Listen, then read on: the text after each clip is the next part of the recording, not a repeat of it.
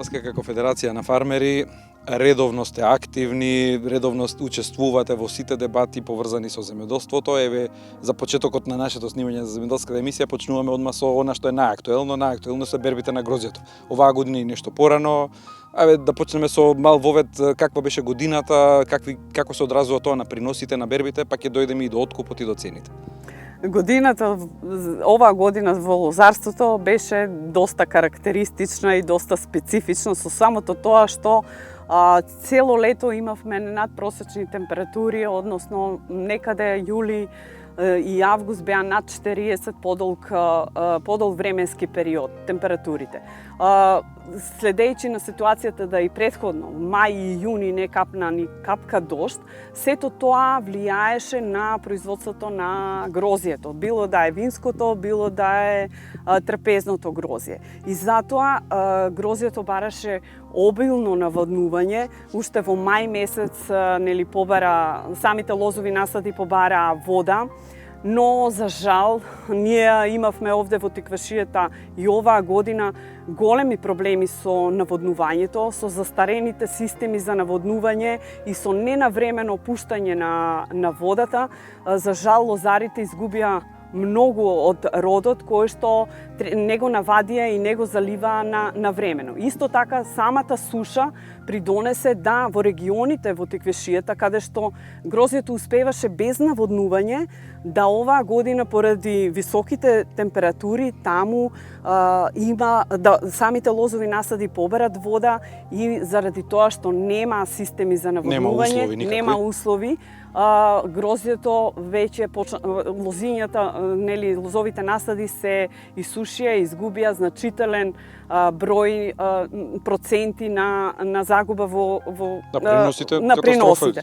Така да во регионот како што е кај нас Дисан, Вешие, во тие региони, по високите кога никогаш не се поливало, а сега оваа година луѓето имаат и по 70% загуба на родот. И ако некогаш тие региони важеа за многу добро и квалитетно грозје кое што го носеа, сега оваа година за жал не можеа да наберат. А исто така и во нашите региони каде што има и системи за наводнување, токму како што ви кажав, ненавремено дефектите и сите проблеми кои што се со водоводната мрежа придонесоа да се намали родот, односно грозјето да го нема тој род како минатите години. Тури викат има шеќерни единици, нема толкав рандман, нема сочност. Па нема сочност кога нема вода, џабе има сонце. Значи лозата или самото грозје бара нели сушни лета, ама не со екстремно високи температури, туку температури. И со повремено дожд. Да, и со повремено дожд и навремено заливање. Значи самите лозари кои што се под системи за наводнување инвестирале во тие лозови насади, под системи капка по капка. Но џабе кога вие на 20 јуни немате вода да ги заливате и секој експериментираше на кој било начин да може да донесе вода до лозовите насади. Мислам дека тоа не треба да се случува во иднина. Ние ако сакаме да ги задржиме без разлика дали е лозарството или другите сектори, ние треба да инвестираме во квалитетни водоводни мрежи. Ако не можеме да направиме нови, барем тие што се направени да ги одржуваме и навремено да стигнува водата до сите ниви и плантажи кои што луѓето ги работат. Затоа што брана имаме токава полна. Па жално е во Македонија имаме ние енормни количини на вода. Секаде имаме река, во секое село имаме извор, а ние да не знаеме тие ресурси да ги искористиме и тие луѓе кои што останаа да работат земјоделство и кои што сакаат да работат од земјоделие да се откажат од такви проблеми од кои што фактор е човечкиот, а не е временскиот. Токму во ваква година се виде важноста на подитно реконструкција, репарирање барем на постоечката мрежа. Нешто се најавува за до година, се надеваме нели процесот ќе почне посо време зашто и годината бргу ќе си дојде, ќе фати зимо, нема може да се работи, а пролетта после тоа бргу доаѓа. Така да мислам дека ќе биде многу значајна таа програма што се најавува за реконструкција натаму ќе збориме за нови брани. Таа реконструкција се подитно ни треба. Нормално, ние како организација ностоп даваме апели и барање сите тие работи да се вршат и сите тие санации на дефекти да се вршат во зимскиот период кога нема нели поливање и кога нели не е потребно вода да се пуштат, каналите да се исчистат, сите дефекти по линиите да се средат, пумпите во Марина редовно да се одржуваат и да испорачуваат Да се планира вода. и за нови. Треба, имаме региони каде што веќе е потребно вода, како што ги кажав од предходно регионите кај што и таму треба нови системи да се носат, Да се планира. а не ние и овие што ги имаме да ги испуштиме.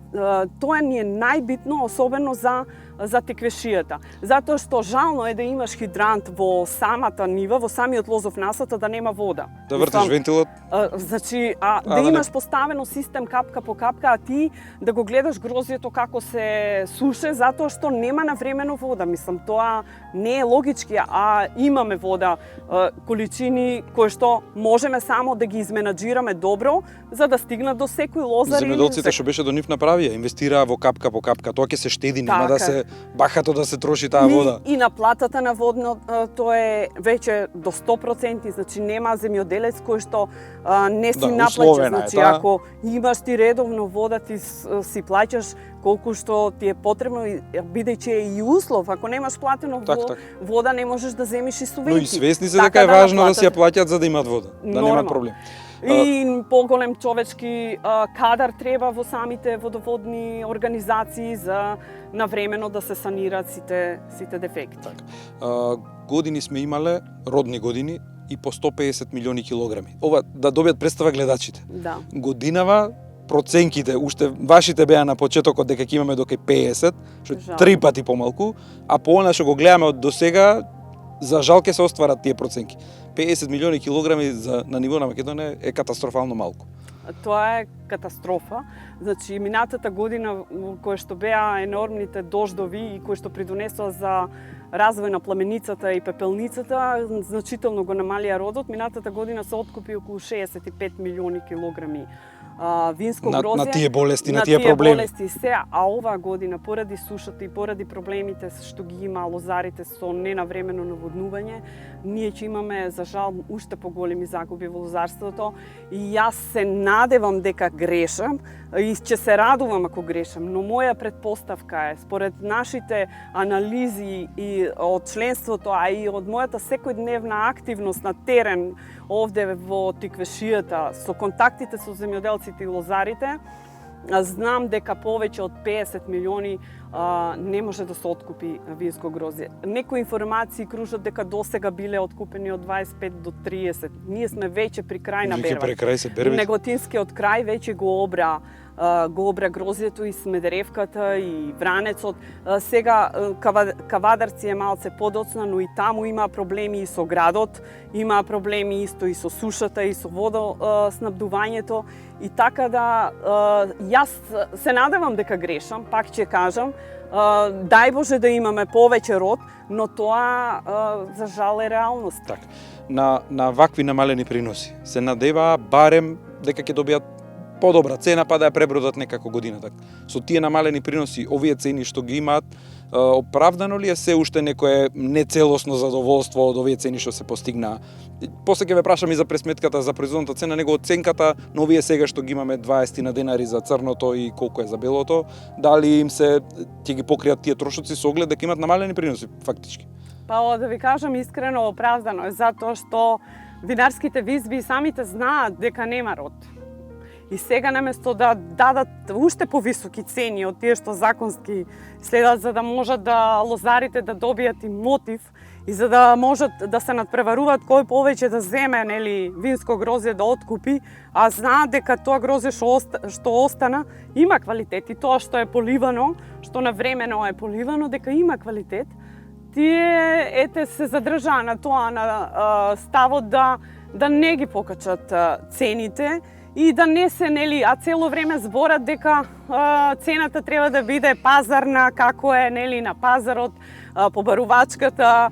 И еве имаме помалце, род. Сега има помала понуда. И имаме квалитет, од минатите години цело време велеа дека лозарите не правеле квалитет, дека не било квалитетно грозје, мада и тука се контрадикторни затоа што како од неквалитетно Како грозје прават они врвни ти правиш врвно вина кои што ги освојуваат сите светски, тоа е гордост, нека се прават и нека се добиваат награди, но не можеш ти да речеш Само што ги разобличува нивните лаги, да. Да кажеш од неквалитетно грозје, ја правам квалитетно вино, мислам, тоа не е логички.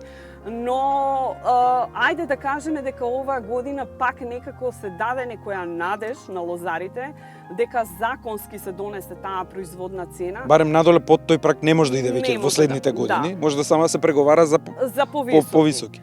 Ние како организација, како Национална федерација на фармери, ова го баравме 3 години за да се вметне во законот таа производна цена. За двете најзастапени сорти вински сорти во Македонија, тоа се Смедеревката и Вранецот, затоа што ги има над 51%, не значи дека и другите сорти не го заслужуваат тоа, но да се почне, нели, од нив. И го баравме тоа веќе 3 години преку Министерството и преку подсекторската група за вино и често пати не обвинуваат дека ние кога ќе излеземе со наши производни цени, ако ни ги правеа релевантни институции, дали факултетот, дали институтот земјоделски, дека не биле тие производни цени добри, е добро. Сега добро, Министерството се реши да се ги стави во закон и тоа е добро, се донесе законот за производна цена на винските сорти Вранец и Смедеревка, да ги прават релевантни институции и 25% плюс од таа производна цена да биде откупната цена за овие две сорти. Тоа се даде како еден надеж за самите лозари, но и овде откупувачите го искористија членот, односно винарските визби го искористија членот од законот, каде што им се дозволува, ако грозјето го платат во рок од 7 дена, да ја намала цената за 8%. И така да тие цени на кои 20 денари откупни на 20,8 која што откупна цена требаше да биде за Вранецот, за 8% кога ќе им намалиш, тоа излегува денари 60 минус. И исто и за Смедеревката. И тука тоа законски тоа они може да го искористат. Ние како организација го баравме да се тргне тој член и во иднина ќе лобираме да се тргне тој член. Барем за догодина. Од законот, да, затоа што не е ниту па демократски, ниту па уставен тој член во тој закон. Никаде нема ако некој веднаш што му е обврска да плати, да се намали цената. Да добива попуст. Тоа е што е добро што се даде некој стимул тако за производната цена. Ние како организација го бараме тоа и за другите сектори и за другите земјоделски производи. Добро е што се почна, нели, од некаде. Не велам дека сите се задоволни, но треба да бидеме, нели, реални, дека не можеме, нели, да бараме и не знам нешто енормно високи цени. Сите си ги знаеме трошоците, нели, таа методологија која што ја донесе Министерството за земјоделство, во која што се прават производните цени за овие две сорти. Институтот за земјоделие, односно Земјоделскиот институт ја доби на тендер од Министерството. Но правилата на игра ги пропишува Министерството за земјоделство преку таа методологија. Да. И јас тука ќе кажам една благодарност до професорите од Земјоделски институт кои што во соработка со земјоделски факултет, професорите од земјоделски факултет, односно секторот агроекономика, ги изработија тие производни цени и јас верувам на нивната стручност и дека тие цени реално се изработени по анкетите и по методологијата која што му ја препишува Министерството за земјоделство. Останува, не велам дека ова е совршено решение за ова година, но останува да ги видиме, нели, недостатоците за во иднина да работиме и тоа да се подобри, но треба заеднички да работиме. Сите лозари, научната фела, винарските визби и секако Министерството кое што е медијатор помеѓу сите нас, за да го подобриме секторот лозарство. И да се почитува во целост и она исплаќање по денар за шеќерна единица, за да биде комплетен пакетот целиот, а не Тоа само дел да се применува. Тоа е плюс што сакав јас и да го кажам сега во оваа емисија и еден апел да дадам до лозарите дека законски им следува ако грозјето е со повисоки шеќерни единици да си бараат плюс цена затоа што и законски тоа му следува, во законот е дозволено. Сега имаме ние откупна цена 18,3 за Смедеревка со 17 шеќерни единици и секоја шеќерна единица плюс за Смедеревката треба да биде и плюс денар или плюс денар и 20 како ќе му дојде според законот, а исто така и за Вранецот. Вранецот беше со 19 шеќерни единици. Секоја шеќерна единица треба самите лозари тоа да си го бараат од винарските визби и еден апел и до лозарите треба да настапуваме заеднички единствени да бидеме затоа што имаме иста цел и затоа што треба да лобираме сите заеднички за повисоки цени во иднина. Ние не треба да се гледаме како здруженија, како ривали или како лозари. Целта е заедничка. Целта е заедничка. Без разлика дали сме од која верска националност, од кој регион или од каде, ние тоа сето треба да го забораваме, туку заеднички да настапуваме во иднина и со наши предлози конкретни и до Министерството за да можеме да го подобриме секторот лозарство и винарство, затоа што жално е кое што виното, односно грозјето од земјоделско-прехранбениот сектор е втор производ кој што придонесува во бруто домашниот производ во буџетот со девизен прилив. Штета е да ги имаме условите, а да не можеме сето тоа да го комбинираме, да го избалансираме и да можеме да го произведиме.